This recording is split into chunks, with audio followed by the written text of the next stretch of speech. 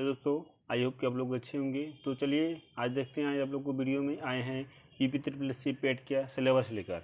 तो चलिए तो स्टार्ट करते हैं सिलेबस में क्या क्या क्या नहीं है। तो पहले देखते हैं भारतीय इतिहास में क्या है। भारतीय इतिहास को दो भागों में बांटा गया है। पहला तो भारतीय इतिहास तथा भारतीय इतिहास में जो आंदोलन किए थे भारत को आज़ाद कराने के लिए, उनके लिए दो भागों में बांटा था। आप लोगों को देखिए कि ये प्रत्येक जो सेक्टर बटा ये 5-5 नंबर के, प्रत्येक सेक्टर में 5-5 नंबर के हैं। तो चलिए देखते हैं कि भारतीय इतिहास में क्या दिया क्या नहीं दिया है। तो चलिए स्टार्ट करते हैं। और पहला देखते हैं भारतीय इतिहास में क्या क्या है। भारतीय इतिहास में देखिए सिंधु घाटी सभ्यता दिया है पहला चैप्टर। फिर दूसरा चैप्टर दिया वैदिक संस्कृति दिया है। और तीसरा चैप्टर में क्या दिया, बौद्ध धर्म गौतम बुद्ध जीवनी एवं शिक्षाएं। बौद्ध धर्म में सबसे ज़्यादा आप लोगों को किस पर फोकस देना है, गौतम बुद्ध की जीवनी शिक्षाएं, क्या हुआ था क्या नहीं हुआ था, उनकी पूरी जानकारी आप लोगों को रहना चाहिए। और इसी प्रकार देखिए जैन धर्म भी दिया है, इसमें महावीर जो थे तथा उनकी जीवनी क्या थी, शिक्षाएं कहाँ से क्या लिए थे, इनकी पूरी जानकारी रहना चाहिए। और देखिए कि चौथा टॉपिक में कहते हैं मौर्य वंश। मौर्य वंश में इसका सम्राट अशोक का आप लोगों को अच्छा खासा जानकारी रखना चाहिए। और गुप्त वंश में दिया है समुद्रगुप्त चंद्रगुप्त द्वितीय दिया है। तो चलिए हर्षवर्धन देखते, उसके बाद टॉपिक में कहते हैं हर्षवर्धन, और उसके बाद दिया राजपूत काल। तो इस प्रकार से भारतीय इतिहास में है। और भी दिया है भारतीय इतिहास में। तो भारतीय इतिहास में देखते हैं सल्तनत काल में कौन आया था पहले, फिर मुगल साम्राज्य आया था, फिर मराठा साम्राज्य में क्या हुआ था क्या नहीं हुआ था, फिर ब्रिटिश राज का उदय, अभ्युदय, प्रथम स्वतंत्रता संग्राम, ब्रिटिश राज का सामाजिक आर्थिक प्रभाव क्या था, इसकी जानकारी आप लोग को रहना चाहिए, मतलब इसका कहने अर्थो। और उसके बाद देखते हैं कि जो भारतीय इतिहास में दूसरा भाग में बटा है उसमें क्या आता है, जो भारतीय राष्ट्रीय आंदोलन है। तो भारतीय राष्ट्रीय आंदोलन में क्या क्या टॉपिक आप लोगों को पढ़ना है, तो ये भी देख लेते हैं। तो जैसा कि देखिए भारतीय राष्ट्रीय आंदोलन में टॉपिक में ये है कि स्वाधीनता आंदोलन का प्रारंभिक वर्ष, स्वाधीनता आंदोलन का प्रारंभिक वर्ष पढ़ना है आप लोगों को। और स्वदेशी तथा सविनय अवज्ञा आंदोलन, महात्मा गांधी अन्य नेताओं की भूमिका, मतलब है इसका अर्थ है कि स्वदेशी आंदोलन तथा सविनय आंदोलन में जो महात्मा गांधी जी ने अन्य नेताओं की भूमिका निभाई थी उन तथा अन्य सभी नेताओं की जानकारी आप लोगों को रहना चाहिए। और खासकर सविनय अवज्ञा आंदोलन स्वदेशी आंदोलन में। और देखिए क्रांतिकारियों का आंदोलन तथा उनका उग्र राष्ट्रवाद का उदय, क्रांतिकारी आंदोलन कैसे किए तथा उग्रवाद राष्ट्र उदय कैसे हुआ। और देखिए और दिया चौथा नंबर में क्या है, विधायी संशोधन में ब्रिटिश इंडिया एक्ट 1935 सबसे ज़्यादा है। ब्रिटिश इंडिया एक्ट में कौन सा 1935। और फिर उसमें 5वां नंबर का भारत छोड़ो आंदोलन, आज़ाद हिंद फौज तथा नेताजी सुभाष चंद्र बोस। इसकी जानकारी रहना चाहिए आप लोगों को इतिहास टॉपिक से। और इसके बाद चलिए देखते हैं भूगोल। भूगोल में क्या दिया है, जियोग्राफी जिसको बोलते हैं। तो भूगोल में दिया है आप लोगों को, भूगोल में दिया है जियोग्राफी में कि भारत में विश्व के भौतिक भूगोल, आप लोगों को इतना भारत में विश्व के भौतिक भूगोल की जानकारी रहना चाहिए। और देखिए इसमें दिया क्या क्या है, पहला नदी तथा नदियों की घाटी, दूसरा दिया है भूजल संसाधन, और तीसरा दिया है कि पर्वत पहाड़ियों एवं हिमनद, और चौथा दिया है कि मरुस्थल एवं शुष्क क्षेत्र, और चौथा दिया है वन, और पाँचवा दिया है खनिज संशोधन में विशेषकर भारत में जो खनिज होनी चाहिए ये सब कहाँ है भैया, भारत का सबसे ज़्यादा आप लोग को देखना पड़ेगा। और देखिए और दूसरा टॉपिक में दिया क्या है कि भारत एवं विश्व के राजनीतिक भूगोल क्या है, और भारत एवं विश्व के राजनीतिक भूगोल क्या है, मतलब विश्व तथा भारत की भौगोलिक राजनीति क्या है उसको देख लीजिएगा। और जलवायु तथा मौसम क्या है, और टाइम जोन क्या है, और जनसांख्यिकीय परिवर्तन प्रवास क्या होता है, मतलब कौन सा प्रवास कहाँ पर है, मतलब कहाँ कौन आता जाता है। फिर टाइम जोन क्या होता है, मतलब कि कौन सा महीने में क्या होता है, कौन सा महीने में क्या नहीं होता, ये सब सारी जानकारी ये सब भूगोल का हो गया। तथा देखिए कि और इसमें से भी आप लोगों को 5 ही नंबर का आएगा। और देखिए चौथा टॉपिक में क्या दिया है कि भारतीय अर्थव्यवस्था, इंडियन इकोनॉमिक्स। इंडियन इकोनॉमी पहला टॉपिक क्या है, भारतीय अर्थव्यवस्था में दिया है 1947-1991 तक। देखिए क्या क्या आया था 1947-1991 के अंतर्गत क्या क्या आते हैं। देखिए योजना आयोग का पंचवर्षीय योजना 1947-1991 के बीच में शुरू हुआ था। और मिश्रित अर्थव्यवस्था विकास, निजी सार्वजनिक क्षेत्र, और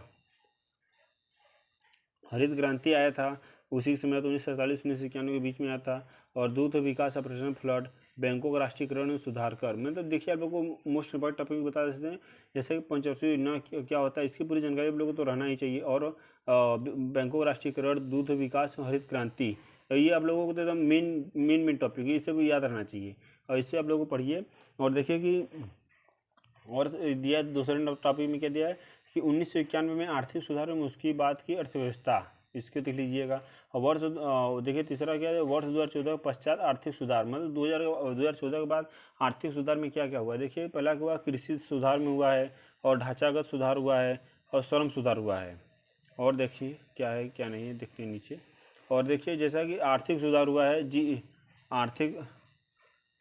आर्थिक सुधार हो गया है, और जीएसटी सब लोगों को पढ़ लेगी, जीएसटी से तो कन्फर्म ही रहता है आएगा।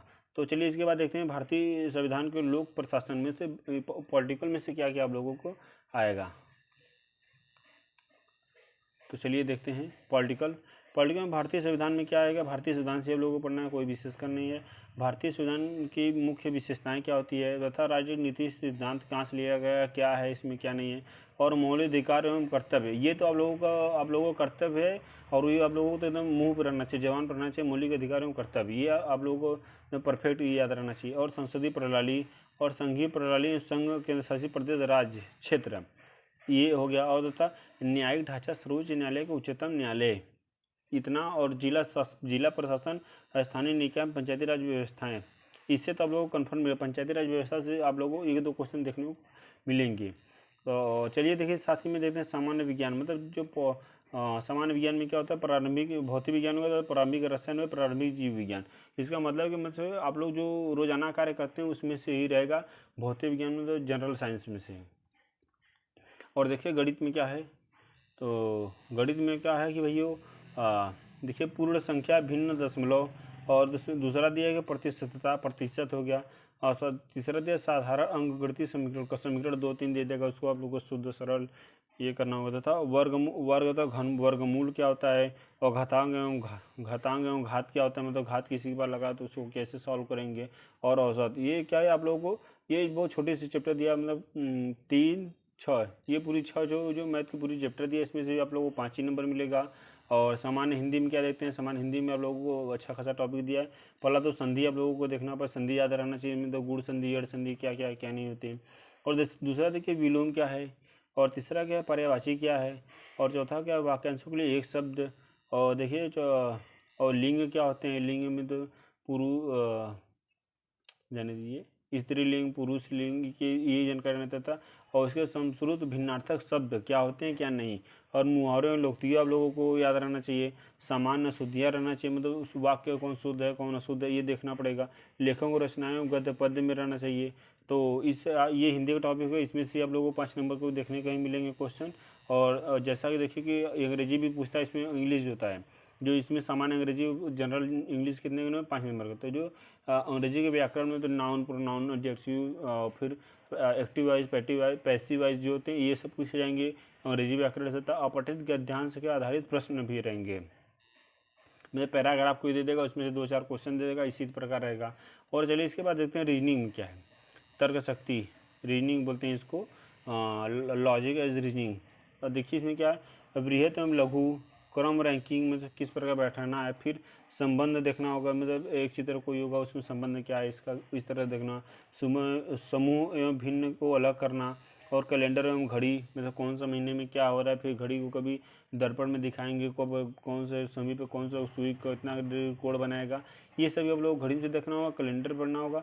और कारण एवं प्रभाव देखना होगा। कोडिंग डिकोडिंग अक्षर के होगा, तथा निगमनात्मक तर्क एवं विश्लेषण निर्णय, ये इतना आप लोगों को टॉपिक, इसमें से आप लोगों को 5 ही नंबर मिलेगा। और देखते हैं कि समायिकी का होता है, तथा इसमें भारतीय वैश्विक की जानकारी आप लोगों का, करंट अफेयर जिसको बोलते हैं, ये 10 नंबर का है। जो करंट अफेयर्स कितने नंबर के है, 10 नंबर के है दोस्तों। और देखिए जनरल नॉलेज क्या होता है, जिसको बोलते हैं स्टडी जीके। तो स्टडी जीके में क्या होता है कि देखिए जनरल नॉलेज स्टडी जीके में भारत के पड़ोसी देश कौन से हैं। और दूसरा कि देश और राजधानी में मुद्राएं। और तो तीसरा दिया है कि भारत के राज्य केंद्रशासित प्रदेश, मतलब भारत के कितने राज्य हैं, कितने केंद्रशासित प्रदेश हैं, आप लोग जानकारी रहना चाहिए। और दिया है भारतीय संसद के राज्यसभा, लोकसभा, विधानसभा, परिषद में तो कितने सदस्य होते हैं क्या नहीं होती है, आप लोगों को जानकारी रहना चाहिए। और राष्ट्रीय अंतर्राष्ट्रीय दिवस कौन सा था, मतलब 1 तारीख को, मतलब 9 तारीख को प्रवासी दिवस है, तो इसे 26 जनवरी को मनाते हैं। ये आप लोगों को याद रहना, पूरा प्रमुख दिवस रहना चाहिए। तब विश्व संगठन में उनके मुख्यालय। और भारतीय पर्यटन स्थल, भारतीय कला एवं संस्कृति, भारतीय कला संस्कृति क्या है। और भारत में विश्व के खेल कौन से खेल कहाँ खेले जाते हैं, ये तथा भारतीय अनुसंधान संगठन कहाँ पर है, कहाँ नहीं है, तथा प्रसिद्ध पुस्तक एवं लेखक। आप लोगों से प्रसिद्ध पुस्तक एवं लेखक तो ये आने अनिवार्य है रहता है।